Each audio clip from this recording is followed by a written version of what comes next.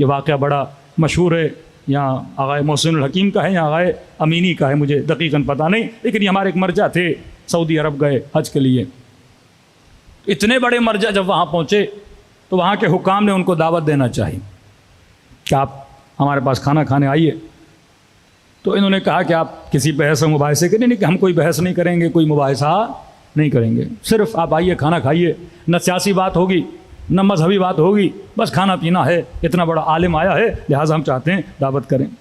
कहते हम चले गए उनके सुफरे पर, चलो इनकी नीयत अच्छी है, सिर्फ खाने के लिए बुलाया है। अब जब कहते हैं सुफरे पे गए तो सारे मुफ्ती, सारे मौलवी, सारे बैठे हुए, लाइन लगी हुई है सबकी। बीच में एक शिया आलिम दीन, कहते खाना लगा, खाना खा लिया।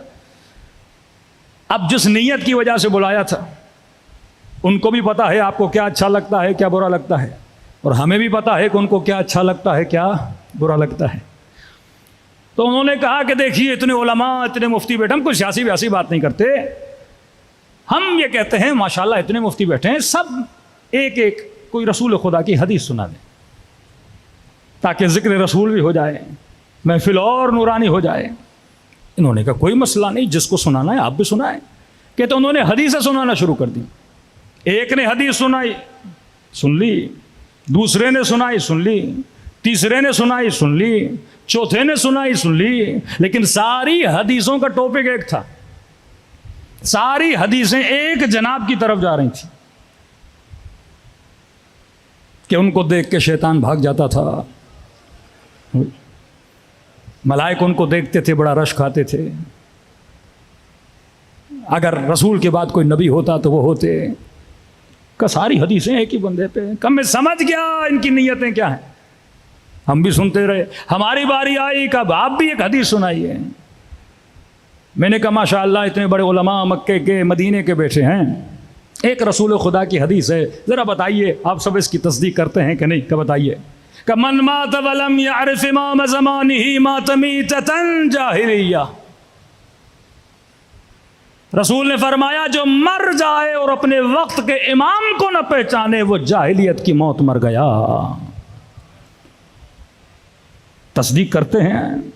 मैंने कहा नहीं ये मकतब अली वाला है, इसे पता है मैंने किसी के नेटवर्क को कैसे वायरस लगाना है।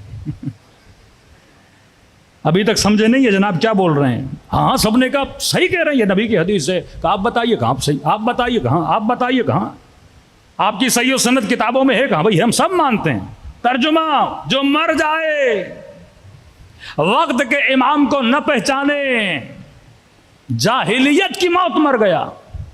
मानते हैं? सब ने कहा हम मानते हैं। क्या मेरा छोटा सा सवाल है, बुखारी की रिवायत है नबी की बेटी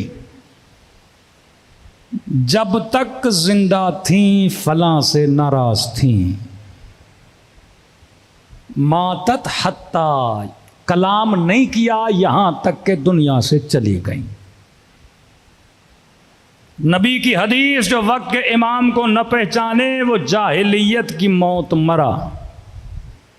का मेरा सवाल है कि नबी की बेटी का इमाम कौन था? अगर वो इमाम थे और अगर इन्होंने बात नहीं की मतलब पहचाना नहीं। इमाम से कोई बात तोड़ता है, इमाम के कोई सलाम का जवाब नहीं देता, इमाम से कोई नाराज होता है, इमाम के लिए कोई कहता है कि मैं आपसे बात नहीं करना चाहती, इमाम के लिए कोई कहता है कि मैं क़यामत के दिन शिकायत करूंगी। तो आपका क्या कहना है कि नबी की बेटी अलियाज़ु बिल्लाह मारिफत के साथ दुनिया से गई या बगैर मारिफत के दुनिया से गई?